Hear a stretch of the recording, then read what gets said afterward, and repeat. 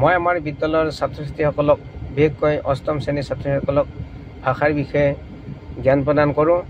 ভাষা এক অসমীয়া, ভাষা দুই ইংৰাজী, ইয়াৰ লগে লগে সংস্কৃতৰ বিষয়ে তেওঁলোক জ্ঞান প্ৰদান কৰোঁ আৰু তেওঁলোকেও খাদ্য অনুসাৰে বুজি পাবলৈ সক্ষম হয়। ইয়াৰ পিছত আমাৰ ছাত্ৰ ছাত্ৰীসকলৰ লগত আমি শিক্ষাগুৰুসকলে মাজে মাজে অন্তৰংগ আলাপ কৰোঁ আৰু তেওঁলোকেও এই অন্তৰংগ আলাপত তেওঁলোকে অংশগ্ৰহণ কৰি তেওঁলোকে ভাল পায়। ইয়াৰ পিছত আমাৰ শিক্ষাগুৰুসকলৰ বৈঠকত মই শিক্ষা সম্বন্ধে ভাষণ দিয়াৰ এটি আলোকচিত্ৰ দেখিবলৈ পোৱা গৈছে।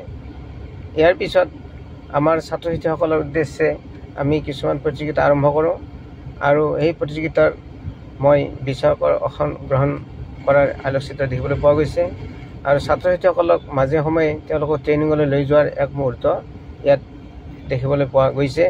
আমাৰ শিক্ষাগুৰুসকলৰ সমন্বিতে আমি তেওঁলোকক ট্ৰেইনিঙলৈ লৈ যাওঁ আৰু তেওঁলোকে ট্ৰেইনিঙত অংশগ্ৰহণ কৰি বিভিন্ন পুৰস্কাৰ বুটলিবলৈ সক্ষম হয় আৰু ট্ৰেইনিঙৰ ছাৰসকলে আমাৰ ছাত্ৰ ছাত্ৰীসকলৰ উদ্দেশ্যে তেওঁলোকে ভাষণ প্ৰদান কৰে আৰু সেই সভাত মই অংশগ্ৰহণ কৰোঁ।